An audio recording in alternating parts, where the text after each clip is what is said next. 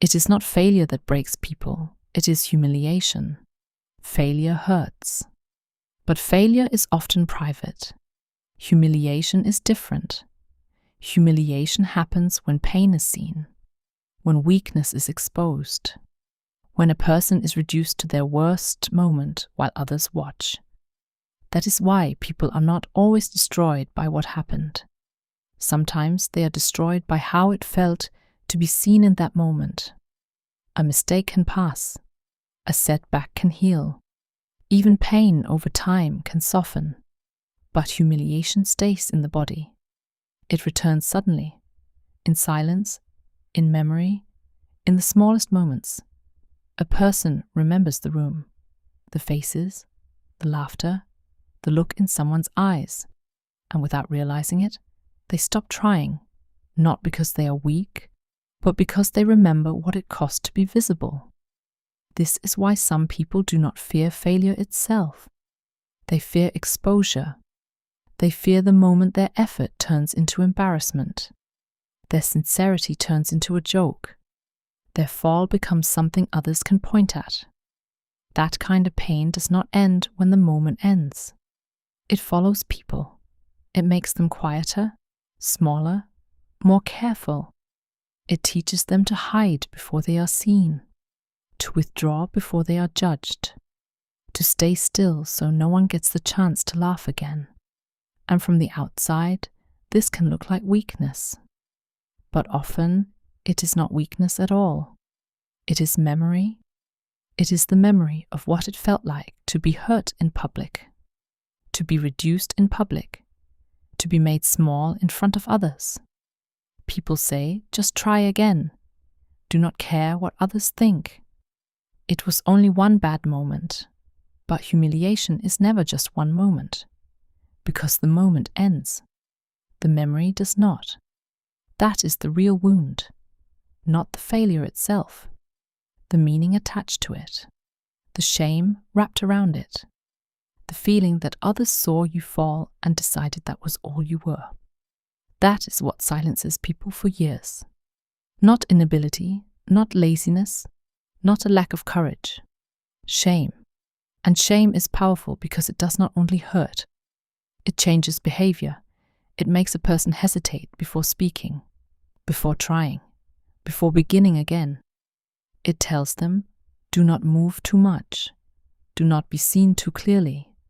Do not risk becoming that version of yourself again. So when someone stops, it is not always because they have given up.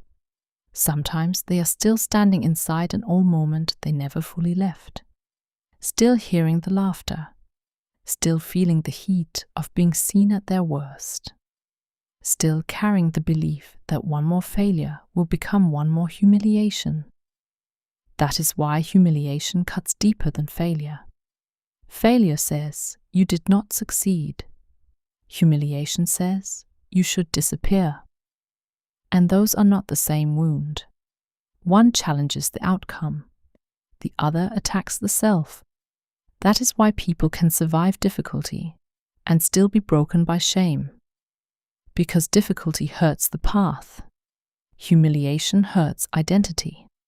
It makes a person question not just what they did, but whether they should step forward at all. And yet, this is also where something important begins. Because once you see this clearly, you stop misjudging yourself. You stop calling yourself weak for becoming quiet. You stop calling yourself lazy for hesitating. You stop calling yourself broken when the truth is simpler and sadder. You remember that some silence is not emptiness. It is protection. Some hesitation is not lack of desire. It is fear built from memory. And some people are not holding back because they do not care. They are holding back because once they cared deeply and were hurt for it. So no, it was never just failure. It was the memory of being laughed at, the memory of being exposed, the memory of becoming small under someone else's eyes. That is what stayed.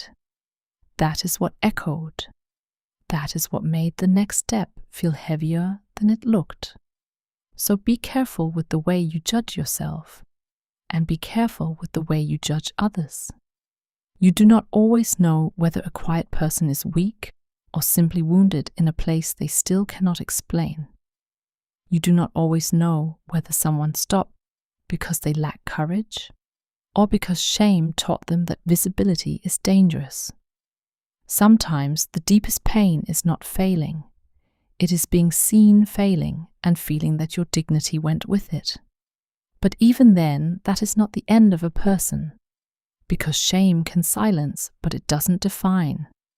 Humiliation can wound, but it doesn't tell the full truth about who someone is. A person is always more than their worst public moment, more than the laughter, more than the judgment, more than the version of them that others decided to remember. And maybe healing begins here, not by pretending it did not hurt, not by forcing confidence, not by rushing to become fearless, but by naming the wound honestly. It was not just failure, it was humiliation.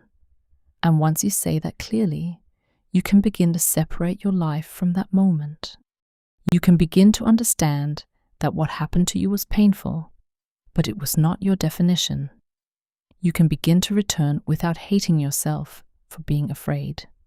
Slowly, quietly, without forcing strength you do not feel yet. Because sometimes the bravest thing is not confidence. It is simply refusing to let one humiliating memory become your permanent shape.